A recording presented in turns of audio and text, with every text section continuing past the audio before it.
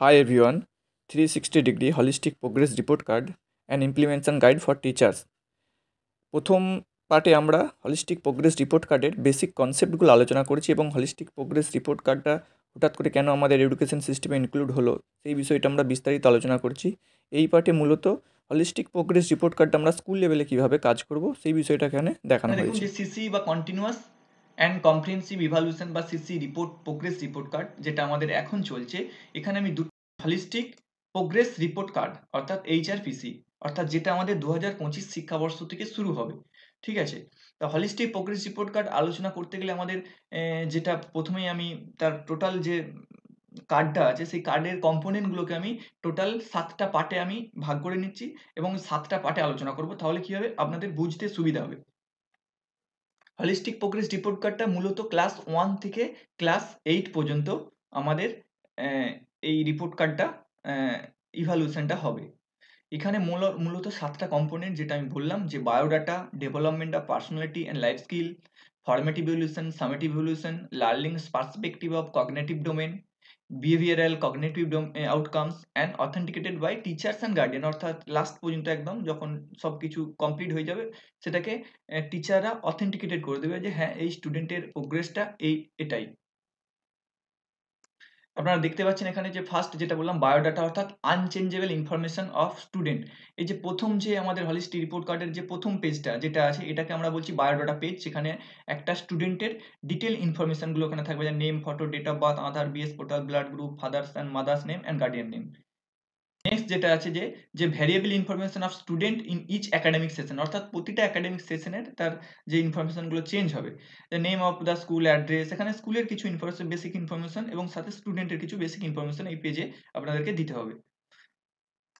Next যেটা আছে দেখুন, the development of personality and life skill, 21st century life skill. এটা কিন্তু সবচেয়ে ইম্পর্টেন্ট এই প্রোগ্রেস রিপোর্ট কার্ডে, অর্থাৎ আমাদের লাইফ স্কিলের উপর কতটা গুরুত্ব দিতে হবে বা লাইফ স্কিলটা আমাদের সিস্টেমে কতটা, এডুকেশন সিস্টেমে কতটা ইম্পর্টেন্ট, সেটাকেই কিন্তু এখানে এই 21টা 21st সেঞ্চুরিতে 15টা লাইফ স্কিলকে এখানে স্থান দেওয়া হয়েছে এই আমাদের প্রোগ্রেস রিপোর্ট কার্ডে।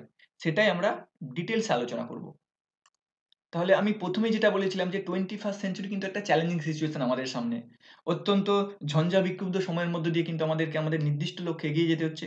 তো সেক্ষেত্রে কিন্তু আমাদের এই ধরনের স্কিলগুলো যদি ডেভেলপ করে তাহলে আমরা আমরা কিন্তু নিজেদেরকে 21st সেঞ্চুরিতে প্রিপেয়ার করতে পারবো। তো এখানে যে আমাদের স্কিলগুলো যা 15টা স্কিল, এই স্কিলগুলো আবার বিভিন্ন ক্ষেত্রে ডেভেলপড হয়ে থাকে। অর্থাৎ আমি যেটা আগেই বলেছি যে কগনিটিভ, অ্যাফেক্টিভ এবং সাইকোমোটর যে ডোমেন ৩টে, এই স্কিলগুলো কিন্তু এই ৩টে ডোমেনে কিন্তু ছড়িয়ে আছে। ঠিক আছে? এই ৩টে ডোমেনের মধ্যেই কিন্তু আমরা এই স্কিলগুলো দেখতে পাই। কোনো স্কিলের ক্ষেত্রে ২টো ডোমেন, কোনো স্কিলের ক্ষেত্রে ১টা ডোমেন বা কোনো স্কিলের ক্ষেত্রে ৩টে ডোমেনই কিন্তু আ দেখা যায়। এখানে কিন্তু আমাদের এই ১৫টা লাইফ স্কিলকে তুলে ধরা হয়েছে। এখানে 1, 2, 3, 4, 5, 6, 7, 8 পর্যন্ত টোটাল যে ১৫টা এখানে স্কিল আছে সেটাকে এইখানে তুলে ধরা হয়েছে। এবার এই ঘরগুলোতে আপনাদেরকে সেইভাবে আপনাদেরকে গ্রেড করতে হবে এখন, অর্থাৎ A, B, C, D। Development of personality and 21st century life skill, অর্থাৎ একটা মানুষের পার্সোনালিটি ডেভেলপমেন্টের ক্ষেত্রে এই লাইফ স্কিলগুলো খুব গুরুত্বপূর্ণ। তাহলে পার্সোনালিটি কি? না, পার্সোনালিটি সংজ্ঞা দিতে গিয়ে ডক্টর সিগমুন্ড ফ্রয়েড ৩টে বিষয়ের উপর গুরুত্ব দিয়েছিলেন। একটা বলেছিলেন conscious mind, unconscious mind and subconscious mind. আর ফ্রয়েডের মতে পার্সোনালিটি আনকনসাস মাইন্ডেই কিন্তু হয়ে থাকে, যেখানে আমরা ইগো, সুপার ইগো এই বিষয়গুলো আমরা জেনে আসছি। তো আমি সেখানে এই বিষয়টাতে এত ডিটেলসে যাচ্ছি না, জাস্ট এইটাই বলবো যে পার্সোনালিটির সাথে এই স্কিলগুলো কিন্তু একদম খুব গভীরভাবে সম্পর্কিত। ওই স্কিলগুলো যদি ডেভেলপড হয়ে থাকে তাহলে একটা স্টুডেন্ট বা একটা মানুষের তার পার্সোনালিটি বা ব্যক্তিত্বের পরিপূর্ণ বিকাশ ঘটবে। তাহলে এই লাইফ স্কিল বা সফট স্কিলগুলো কী কী? না, এই স্কিলগুলোর মধ্যে প্রথমে যেটা পাবো না, লিসেনিং স্কিল। তাহলে আমি যদি স্টুডেন্টের পার্সপেক্টিভে দেখি, একটা স্টুডেন্ট যখন স্কুলে প্রবেশ করলো, বিভিন্ন ধরনের তার মধ্যে বিভিন্ন ধরনের শব্দ বা কথা তার কানে আসছে। একটা ক্লাসে যখন সে আছে, বিভিন্ন ধরনের পড়া তার কানে আসছে। অর্থাৎ কি, সে active listener with paying attention, showing interest, avoiding, interpreting and asking question. অর্থাৎ একজন লিসেনিং স্কিল কখন গ্রো হবে না, অ্যাক্টিভ লিসেনার যদি হয়ে থাকে, যদি সে তার লিসেনিংটা ঠিকঠাক হয়ে থাকে, তাহলে তার অর্থাৎ লিসেনিংটা যদি অ্যাটেনশনের সাথে হয়ে থাকে এবং যদি তার সেটাতে ইন্টারেস্ট থাকে, তখন কিন্তু তার মধ্যে একটা লিসেনিং স্কিল তৈরি হবে এবং এবং তার মধ্যে একটা কোশ্চেনিং পাওয়ার তৈরি হবে। অর্থাৎ সে তখন কোশ্চেন করার এই অ্যাক্টিভ লিসেনিং হয়ে যাওয়ার পর তার পাশাপাশি বসে থাকা তার যে সমস্ত স্টুডেন্ট থাকে বা সমাজের অন্য অংশের সঙ্গে তার কিন্তু একটা কমিউনিকেশন স্কিল গড়ে ওঠে। Effective communication using strong confidence speaking voice conveying ideas and information through written language, এইভাবে একটা স্টুডেন্টের মধ্যে কমিউনিকেশন স্কিল তৈরি হয়। যখনই স্টুডেন্টের মধ্যে কমিউনিকেশন স্কিল তৈরি হবে তার মধ্যে একটা মনোভাব তৈরি হবে এবং তখনই শিক্ষার্থী কগনিটিভ ডোমেন থেকে অ্যাফেক্টিভ ডোমেনে চলে যাবে। অর্থাৎ সে থিঙ্কিং থেকে তার ফিলিংসে চলে যাবে, মনোভাবের দিকে, এবং তার মধ্যে একটা এমপ্যাথি কাজ করবে। আমি অলরেডি আগেই বলেছি যে এমপ্যাথি কি জিনিস, যেটা আমাদের ফিলিংস দিয়ে আসে। তাহলে empathy with a deeper understanding of another classmate experience feelings views and hardship and suffering. তাহলে এইভাবে একটা স্টুডেন্টের কিন্তু এমপ্যাথেটিক স্কিল তৈরি হবে। এই এমপ্যাথেটিক স্কিল ডেভেলপ করলেই তার মধ্যে একটা সহযোগিতার মনোভাব তৈরি হবে এবং একটা নতুন স্কিল তৈরি হবে, cooperative skill. Cooperative with classmate, caring for weaker, needy and sharing resources to friends and helping them to solve the problem. অর্থাৎ কি হবে না, তাদেরকে যদি তাদের কোনো প্রবলেম থাকে সেই প্রবলেমগুলো সলভ করার চেষ্টা করবে এবং তাদেরকে কি করবে, রিসোর্স শেয়ার করবে। এই এমপ্যাথি এবং কোঅপারেশন দেখাতে গেলে শিক্ষার্থীর মধ্যে প্রথম যে দুটি দক্ষতা প্রকাশ হয়েছিল, অর্থাৎ লিসেনিং স্কিল এবং কমিউনিকেশন স্কিল, সেই দুটির এনরিচমেন্ট হয় এবং একটি নতুন স্কিল উদ্ভব হয় যার নাম কনভারসেশন স্কিল। এই কনভারসেশন স্কিল কি হয় না, able to make conversation with classmate, younger and এল্ডার, using appropriate words as per situation to show and reasoning for personal views. অর্থাৎ এই এই কনভারসেশন যত হবে তত কি হবে না, অচেনা এবং অজানা দুটো ব্যক্তি বা দুটো স্টুডেন্টের মধ্যে কি হবে না, একটা ফ্রেন্ডশিপ তৈরি হবে এবং সেখান থেকে একটা নতুন স্কিল ডেভেলপড হবে যার নাম হচ্ছে ফ্রেন্ডশিপ স্কিল। এই ফ্রেন্ডশিপ স্কিল কি করছে না, এই ফ্রেন্ডশিপ স্কিল তৈরি হয়ে যাওয়ার পর তার মধ্যে ফ্রেন্ডশিপ স্কিল এবং কোঅপারেশন স্কিল এই দুটো মিলে কিন্তু স্টুডেন্টের মধ্যে একটা প্রবলেম সলভিং স্কিল তৈরি হয়ে যায়। অর্থাৎ অপরের কোনো সমস্যা হলে সেই সমস্যাটাকে সে চেষ্টা করে সলভ করার জন্য এবং সেখান থেকেই তার মধ্যে এই প্রবলেম সলভিং স্কিল বা সমস্যা সমাধানের দক্ষতা তৈরি হয়। এই প্রবলেম সলভিং শুধুমাত্র সে যে নিজের করে এমনটা নয়, আশেপাশের কোনো ক্লাসমেট, কোনো বন্ধু বা কেউ অন্য কোনো ব্যক্তির সেই সমস্ত প্রবলেমেরও কিন্তু সলভ করে থাকে। এই প্রবলেম সলভিং স্কিল বা এই সমস্যা সমাধানের দক্ষতা বিকাশ হওয়ার সাথে সাথেই কিন্তু তার মধ্যে কি হয় না, একটা স্ট্রেস কোপিং স্কিল তৈরি হয়। অর্থাৎ সে সমস্ত ধরনের স্ট্রেসকে নিজে থেকেই কমিয়ে দেয় বা নিজে থেকেই দূর করতে পারে। এই স্ট্রেস কোপিং স্কিলটা তৈরি হয় এই স্টুডেন্টের মধ্যে। A child may use a variety of coping skills to manage stress, including self-care, time management, relaxation, mindfulness to continue studies. অর্থাৎ এই সমস্ত বিষয়ের মাধ্যমে কিন্তু সে বা একটি স্টুডেন্ট তার স্ট্রেসকে কমিয়ে থাকে। এই স্ট্রেস কমার সাথে সাথেই তার মধ্যে কিন্তু বিভিন্ন ধরনের ডিসিশন মেকিং ক্ষমতা বা ডিসিশন মেকিং স্কিল তৈরি হয়। অর্থাৎ সে কি করে বিভিন্ন ধরনের ডিসিশন নিতে পারে। To take responsible decision by identifying problem, analyzing potential solution and selecting more suitable course of action. অর্থাৎ শিক্ষার্থী একটা সমাধানের রাস্তা খুঁজে পায় এবং সেই সমাধানের পথ ধরে সে তার সামনের লক্ষ্যে এগিয়ে যেতে শুরু করে এবং তার মধ্যেও তখন একটা নতুন স্কিলের উদ্ভব হয় যেটাকে আমরা বলছি ইন্টারপার্সোনাল স্কিল। অর্থাৎ যখন একটা স্টুডেন্ট বা একটা চাইল্ড তার মধ্যে যে স্কিলগুলো থাকে সেই স্কিলগুলো যখন অন্যের সাহায্য করে এবং অন্যেরা তার কাছে আসে বিভিন্ন ধরনের সমস্যা সমাধানের জন্য, তখন সে কিন্তু তার মধ্যে একটা যে স্কিল তৈরি হয় সেইটাকেই আমরা বলছি ইন্টারপার্সোনাল স্কিল। এই ইন্টারপার্সোনাল স্কিল কিন্তু একটা স্টুডেন্টের কিন্তু খুব ইম্পর্টেন্ট একটা বিষয়।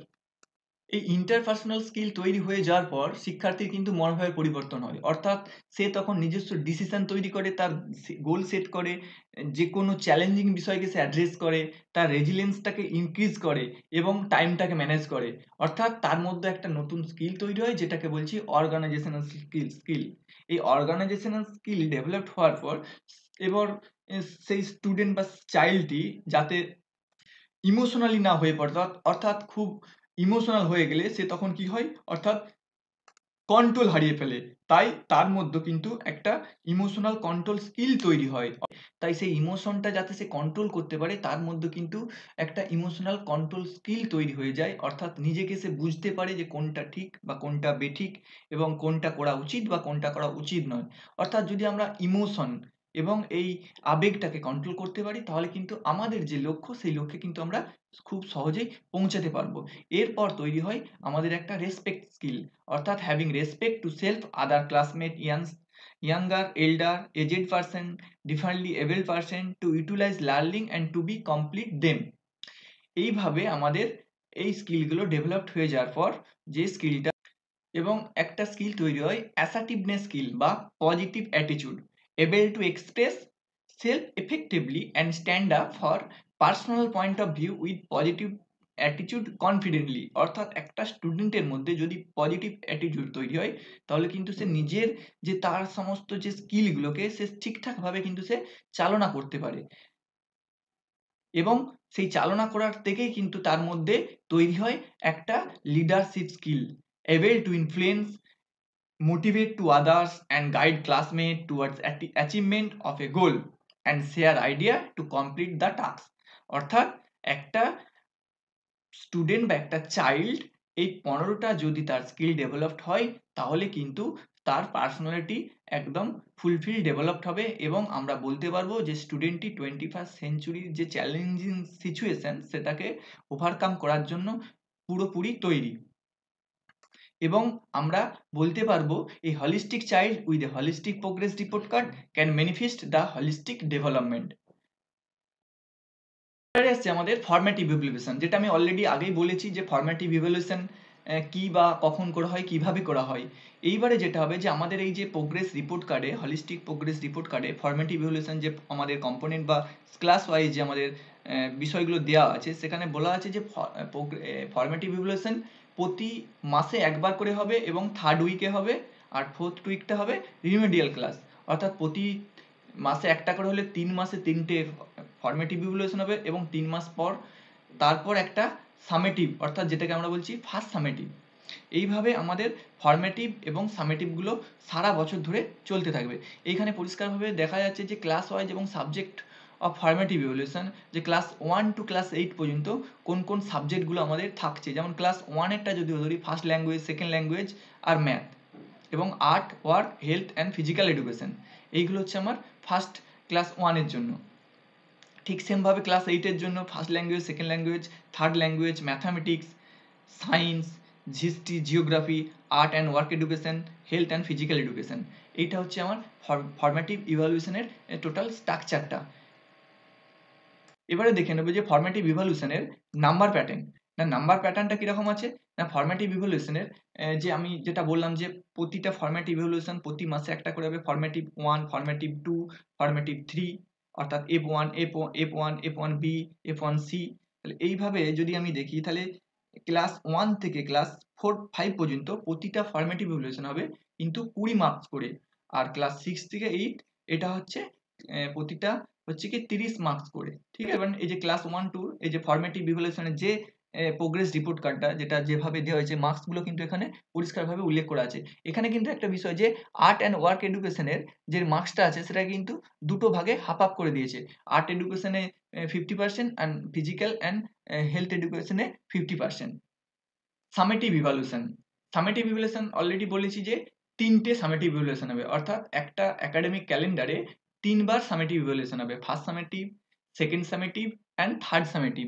ফার্স্ট সামেটিভ হচ্ছে কবে হবে না ফার্স্ট উইক অফ এপ্রিল। আর সামেটিভের এখানে যে টোটাল সিস্টেম অর্থাৎ সাবজেক্ট ওয়াইজ কোন কোন ক্লাসের জন্য কোন কোন সাবজেক্ট এটা পরিষ্কার আগেও আমি বলেছি ফরম্যাটিভের ক্ষেত্রে, ঠিক সেম ভাবে সামেটিভের ক্ষেত্রেও একইভাবেই আছে যে ক্লাস 1-এ যেমন আছে first language, second language, math আর physical and work education, work and physical education, ঠিক সেম ভাবে 8-এও আছে first language, second language, third language, mathematics, science, history, geography, art and work education, health and physical education. এখানে number প্যাটার্নটা একটু change হয়েছে। আমাদের আগের যে সিসি ফরম্যাট ছিল সেখানে যে নাম্বার প্যাটার্নটা তার তুলনায় একটু নাম্বার প্যাটার্নটা চেঞ্জ হয়েছে। যেমন ক্লাস 1 এ first summative, second summative, third summative total 100 মার্কের পরীক্ষা হবে। ফার্স্ট সামেটিভে 20, সেকেন্ড সামেটিভে 30 এবং থার্ড সামেটিভে 50। ঠিক সেম ভাবে 8 এর ক্ষেত্রে ফার্স্ট সামেটিভে হচ্ছে 30, সেকেন্ড সামেটিভে 50 এবং থার্ড সামেটিভে 70, টোটাল 150 মার্কের পরীক্ষা হবে। তাহলে 1 to 5 হচ্ছে 100 মার্ক, 6 to 8 হচ্ছে 150 mark. Learnings perspective of cognitive domain, এই পোর্শনটাতেই কিন্তু টিচারদেরকে লিখতে হবে কোনো স্টুডেন্ট সম্পর্কে তার কোয়ালিটেটিভ স্টেটমেন্ট। অর্থাৎ একটা স্টুডেন্টের শুধুমাত্র তার বৌদ্ধিক দক্ষতাকে দেখলেই হবে না, সাথে সাথে তার যে বিভিন্ন যে দক্ষতাগুলো হলিস্টিক ডেভেলপমেন্টে বলা হয়েছে সেগুলো কিন্তু আমাদের খুব গভীরভাবে পর্যবেক্ষণ করতে হবে। যে তার মধ্যে এখানে আমাদের কতগুলো ইন্ডিকেটর দেওয়া হয়েছে, যার মধ্যে 1 নম্বরে আছে যে প্যাটার্ন অফ ইন্টেলিজেন্স। এবার ইন্টেলিজেন্স, এই ইন্টেলিজেন্সটাকে না, intelligence is a abstract concept. অর্থাৎ বুদ্ধি হলো কি না, মানুষের একটা জন্মগত মানসিক প্রক্রিয়া। সেই জন্মগত মানসিক প্রক্রিয়াটা সেইটাই কিন্তু আমাদের বিভিন্ন রকমের হতে পারে। কোনো স্টুডেন্ট পরীক্ষায় বেশি পাচ্ছে মানেই যে সে বেশি ইন্টেলিজেন্স এরকম না হতে পারে। তার বিভিন্ন দিকে দক্ষতাগুলো কিন্তু আমাদের আইডেন্টিফাই করতে হবে এবং তুলে ধরতে হবে।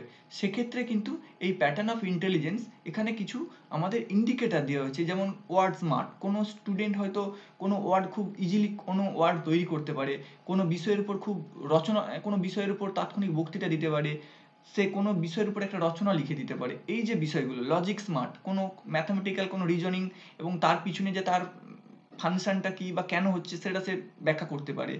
Picture smart, music smart, body smart, self smart, people smart, nature smart, এই যে ইন্ডিকেটরগুলো এগুলো কিন্তু তার প্যাটার্ন অফ ইন্টেলিজেন্সের মধ্যে কিন্তু চলে আসবে। এই প্যাটার্ন অফ ইন্টেলিজেন্সের কথা যদি বলতে হয় তাহলে আমাদের বিভিন্ন ধরনের যে ইন্টেলিজেন্সের যে থিওরিগুলো রয়েছে, যে আমরা যেগুলো মানে পড়েছি, যে থিওরি অফ ইন্টেলিজেন্সের, যেখানে আমরা ইউনিফ্যাক্টর থিওরি পড়েছি, টু ফ্যাক্টর থিওরি পড়েছি স্পিয়ারম্যানের, তারপরে আমাদের থার্স্টনের পড়েছি আমরা multiple factor theory, multiple intelligence theory পড়েছি আমাদের গার্ডনারের। তো এই যে ইন্টেলিজেন্সের যে থিওরিগুলো সেগুলো কিন্তু আমাদের এই ধরনের ইন্টেলিজেন্সকে আইডেন্টিফাই করতে সাহায্য করে। অর্থাৎ বুদ্ধি হলো কি না, বুদ্ধি হলো মানুষের কতগুলো ক্ষমতার সমন্বয়। এই ক্ষমতাগুলো কি কি না, সেগুলো হচ্ছে বোধগম্যতা হতে পারে, আবিষ্কারের ক্ষমতা হতে পারে, কোনো কাজে একাগ্রতার ক্ষমতা এবং বিচক্ষণতার বা বিচারকরণের ক্ষমতা। এরপর যেটা আমরা দেখতে পাচ্ছি না, এরিয়া অফ ইন্টারেস্ট। অর্থাৎ একটা স্টুডেন্ট তার পড়াশোনার পাশাপাশি তার যে ইন্টারেস্ট কোন কোন বিষয়ের উপর রয়েছে। দেখা গেল কোনো স্টুডেন্ট মিউজিক অর্থাৎ গান করতে ভালোবাসে, কোনো স্টুডেন্ট খেলতে ভালোবাসে, বা কোনো স্টুডেন্ট কোনো কাদার মডেল তৈরি করে বা পোট্রি তৈরি করে, বা কোনো স্টুডেন্ট খুব সুন্দর নাচ করতে ভালোবাসে। তো এই যে তাদের মধ্যে যে এই যে মানে মানে সুপ্ত যে প্রতিভা বা সুপ্ত যে ক্ষমতাগুলো, এইগুলো হচ্ছে তাদের বিকশিত করার জন্য কিন্তু এই হলিস্টিক রিপোর্ট কার্ডে তাদের নিজস্ব সেলফ স্টাডি বা তাদেরকে আইডেন্টিফাই করার একটা সুযোগ থেকে যায়। তো যেটা আমাদের কিন্তু আগে এই ধরনের কোনো সুযোগ ছিল না। তো এই যে এরিয়া অফ ইন্টারেস্ট, এই এরিয়া অফ ইন্টারেস্ট কিন্তু একটা স্টুডেন্টের মধ্যে গ্রো হয় এবং তার স্কুল লেভেল থেকে শুরু করে তার যে পারিপার্শ্বিক পরিবেশ সমস্ত জায়গাতেই কিন্তু সে সেটাকে মেলে ধরার চেষ্টা করে। পজিটিভ অ্যাটিটিউড বা ইতিবাচক মনোভাব, অর্থাৎ একজন স্টুডেন্টের ইতিবাচক মনোভাব তার শুধু মানসিক বা বৌদ্ধিক ক্ষমতার বিকাশ ঘটাচ্ছে না, সাথে সাথে তাকে তার সোশ্যালি, স্পিরিচুয়ালি এবং ইমোশনালি তাকে বিভিন্ন রকম ডিসিশন নিতে সাহায্য করে।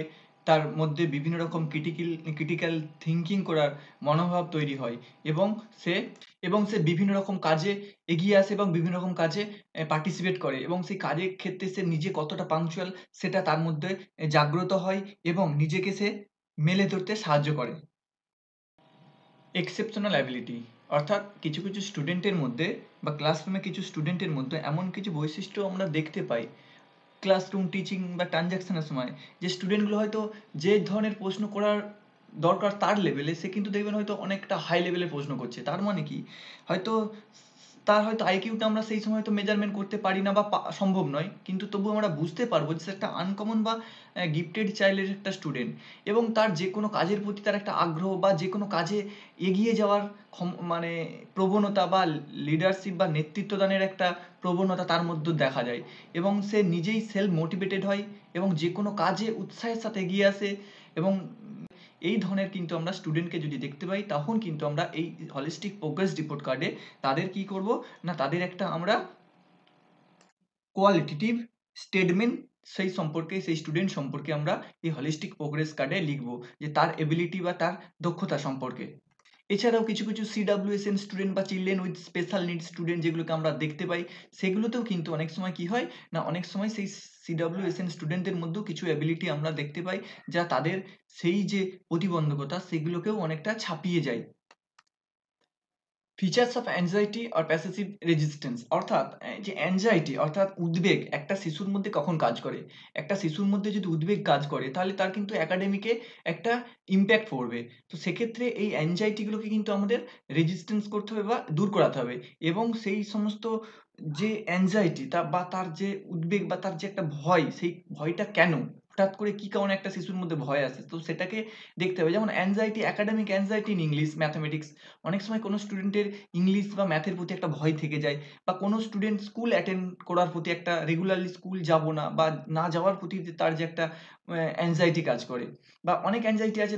দেখা গেল রাস্তা, দেখা গেল যে একটা স্কুল থেকে মানে বাড়ি থেকে স্কুলের ডিস্টেন্স পথে হয়তো অনেক কুকুর আছে, হয়তো সেই বাচ্চা ছেলে একদম, যদি আমি একদম প্রাইমারি লেভেলে ধরি, তাহলে সেক্ষেত্রে তার যে একটা ভয়, অর্থাৎ কুকুরের কাছ থেকে ভয়, যে পথে ঘাটে যদি কুকুর দেখে সে ভয় পায়, তাহলে সেটাও কিন্তু তার এক প্রকার অ্যাংজাইটি। তো এই ধরনের অ্যাংজাইটি গুলো কিন্তু বাচ্চাদের মধ্যে যদি গ্রো করে, তাহলে সেগুলোকে আমাদের অবশ্যই রেজিস্ট্যান্স করতে হবে, এবং সাথে সাথে কি করতে হবে, সেই অ্যাংজাইটি গুলোকে আমাদের বাচ্চাদের দূর করে দিতে হবে মন থেকে।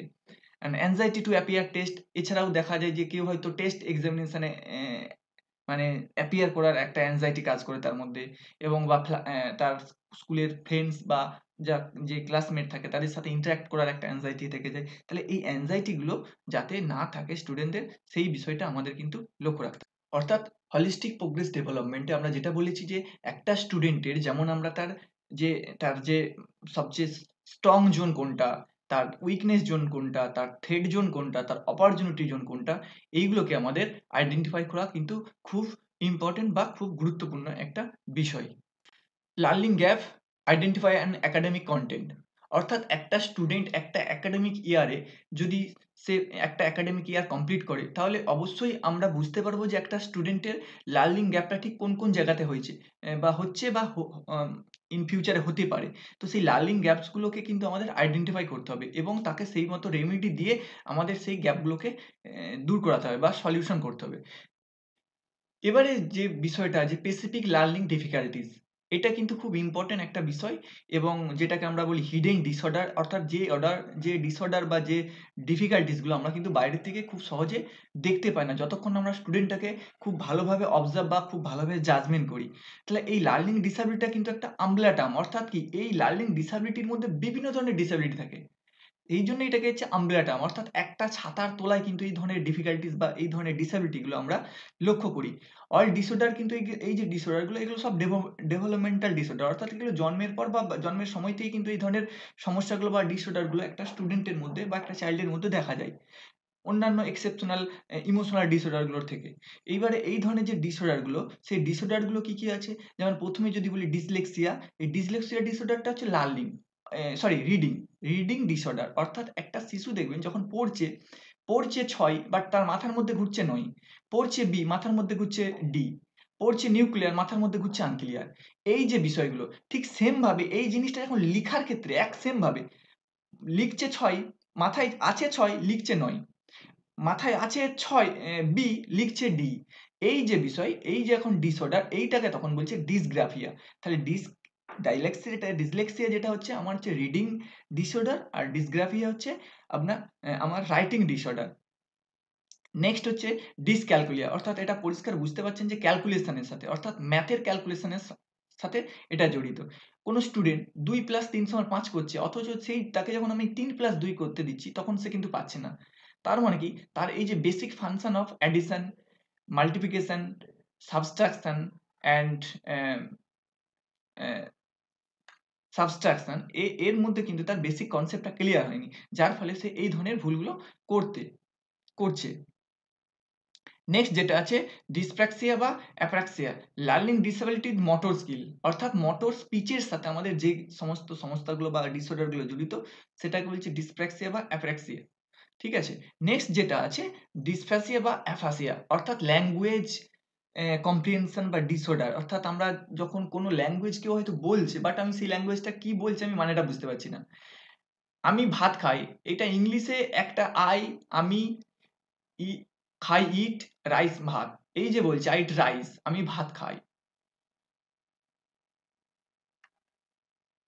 কিন্তু সে কিন্তু এই সেন্টেন্সটাকে টোটালটাকে মানেটা উদ্ধার করতে পারছে না বা সেন্টেন্সটাকে বুঝতে পারছে না।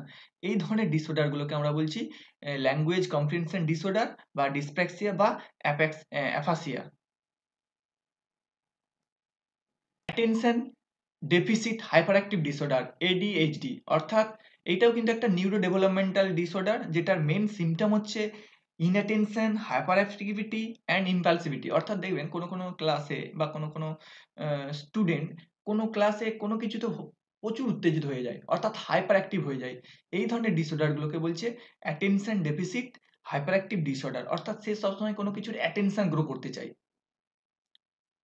নেক্সট যেটা আছে অটিজম স্পেকট্রাম ডিসঅর্ডার, যেটা মূলত সোশ্যাল এবং কমিউনিকেশন স্কিলের উপর ডিপেন্ড করে, যেগুলোতে সে ডিফিকাল্টিস ফিল করে, সেই ধরনের ডিসঅর্ডারটাকেই বলছে অটিজম স্পেকট্রাম ডিসঅর্ডার বা এএসডি। এবার আমার প্রশ্ন, does my child have learning disability? একটা একটা ক্লাসে যখন একজন টিচার পড়াবেন অবশ্যই দেখতে হবে যে সেই ক্লাসের মধ্যে কোনো স্টুডেন্টের মধ্যে এই ডিসএবিলিটিগুলো আছে কিনা, আর যদি থাকে অবশ্যই সেইগুলোকে ভালো করে আপনাদের পর্যবেক্ষণ করে সেই মতো তাদের রেমিডি তাদেরকে সেই আসল জায়গাতে বা মেন শোতে ফিরিয়ে আনতে হবে। এটা হচ্ছে বৌদ্ধিক শিক্ষণ ক্ষমতা বা লার্নিং পার্সপেক্টিভ অফ কগনিটিভ ডোমেনের যে আমি 7টা আইডেন্টিফাই কন্ডিশন যেটা বললাম, pattern of intelligence, area of interest, positive attitude, exceptional ability, features of anxiety, learning gaps and যেটা লাস্টে বললাম যে স্পেসিফিক লার্নিং ডিফিকাল্টিস।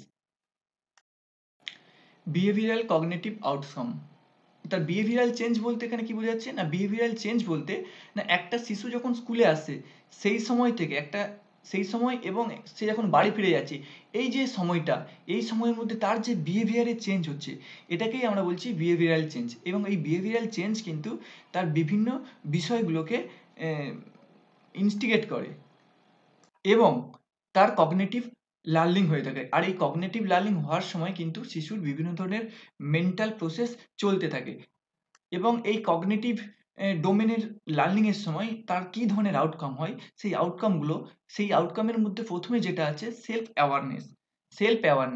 অ্যাওয়ারনেস বা আত্মসচেতনতা, অর্থাৎ awareness of the child to set goals, identify strength and weakness, to improve stress management, to understand thoughts, feelings, value, beliefs and challenges. যেটা আমি already আগেই যে একটা শিশু তার নিজের সম্পর্কে সে কতটা অ্যাওয়ার, সে নিজে কি, তার লক্ষ্য কি এবং সেই লক্ষ্যে পৌঁছানোর জন্য তার মধ্যে কি স্ট্রং জোন আছে, তার উইকনেস কোনগুলো আছে সেগুলোকে সে ভালো করে বুঝতে শিখবে এবং আন্ডারস্ট্যান্ড তার বিভিন্ন বিষয়গুলোকে চিন্তা ভাবনা করতে শিখবে। ফিলিংস, তার মধ্যে একটা ফিলিংস জাগ্রত হবে এবং সে বিভিন্ন বিষয়কে চ্যালেঞ্জিং হিসাবে নেবে। That's means the self awareness of the child in a school. দ্বিতীয় হতে পারে কমিউনিকেশন বা সংযোগ দক্ষতা।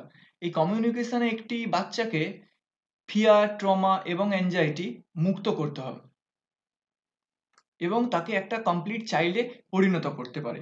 অর্থাৎ কমিউনিকেশনের ক্ষেত্রে আমরা কিন্তু আমাদের ডাইমেনশনটা কিন্তু মাল্টি ডাইমেনশনাল হয়ে যায়। আমাদের কমিউনিকেশনটা তখন কিন্তু আর সিঙ্গেল ওয়েতে হয় না, তখন মাল্টি ওয়েতে কমিউনিকেশন হয় এবং সেই সময় আমাদেরকে কিন্তু 7টা সি এর উপর জোর দিতে হয়।